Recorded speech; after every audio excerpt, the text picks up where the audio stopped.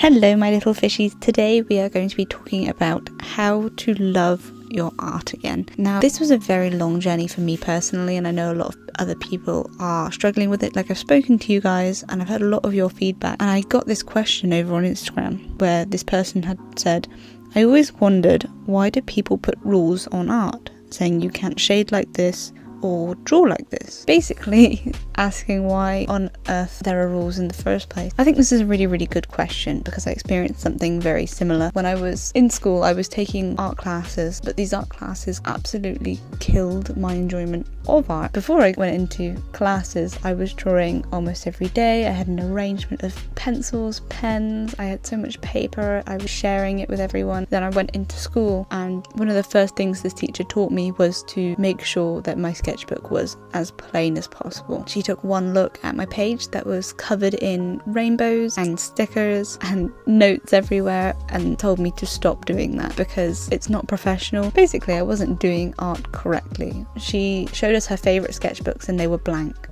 They had drawings, they had writing, but apart from that, that was it. So I followed that advice, and if you look at any of my old sketchbooks, they are blank, exactly as she said. I don't actually know how I stayed in art at that point because I was genuinely very demotivated. I wasn't drawing by myself anymore. And then I went to college and everything changed. I went to college and I was still doing this. I was still presenting my art completely blank. My pages were empty. It was just writing with some photos. And if you do look at my college sketchbooks, I will show you a few examples now. The pages are plain. They are empty. They're exactly the way my teacher taught me. And then I showed my new professors and they asked me, where is the colour? The one thing that I was taught in school was that they're not there to see your personality in the pages, they're there to see your work. And then I went to college and they asked me where it was. So from that point on, I had to, over the next 2 years, I had to regain all of the progress that I had lost in my art journey because I had been taught not to express myself, which is so strange because the one rule of art is the whole point of it is to express yourself, but I was taught not to do that. So I actually had to, over those next 2 years, build up what I enjoyed, what I wanted my sketchbooks to look like, how I wanted my artwork to look.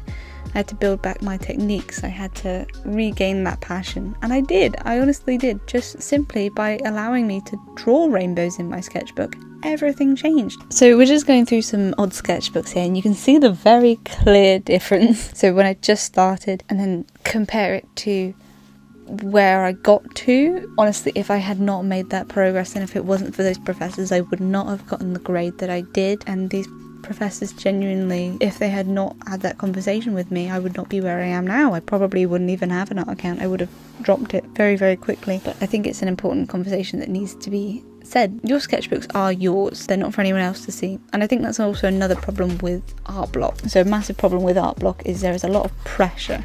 I find that when I'm art blocked, it's because I'm feeling pressure. So my biggest tip is to remove that pressure. Personally, the pressure that I have is that I have to share all of my work. So I can't just draw. I have to draw and then share it, which is of course not the case, but in my head, that's how it works. I have to draw something and then I have to share it. That might not be the same for you. It might be. Yours might be the same. You might feel that pressure that you have to share your work, you have to show people. Other pressures might include pressure on yourself, the art not looking the way that you envisioned in your head, and you have to learn that that's okay. Sometimes your hands have their own thing in mind for that day and you just have to go with the flow. And even if you have pages and pages of your sketchbook that you're not happy with, at least you were drawing that day, and I hope you still enjoyed it. Another example of pressure might be to draw daily. So there's a lot of art tips out there that tell you to draw something daily, even if it's small. And I do agree with this. I think that you should make an effort to draw something very small that you enjoy daily, just a doodle or something colourful or something that's on your mind, just to sketch it out and to find that enjoyment again. But also, this is a massive piece of pressure. If you feel like you have to draw something every day, it's going to be very hard to draw something every day. You can still make progress without drawing every day. I've made progress without drawing for about a month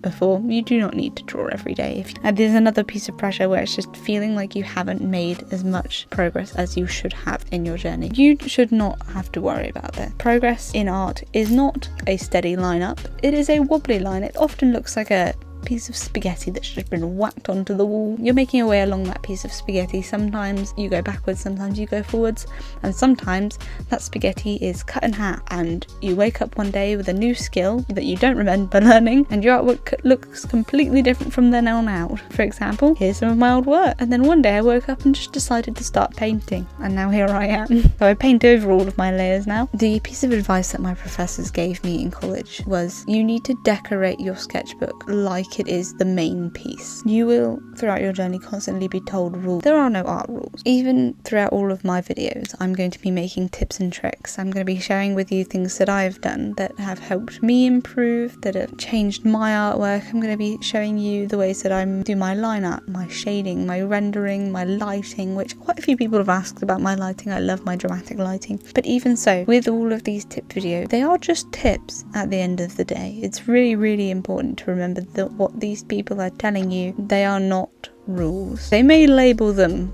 as art rules, but there are no rules to art.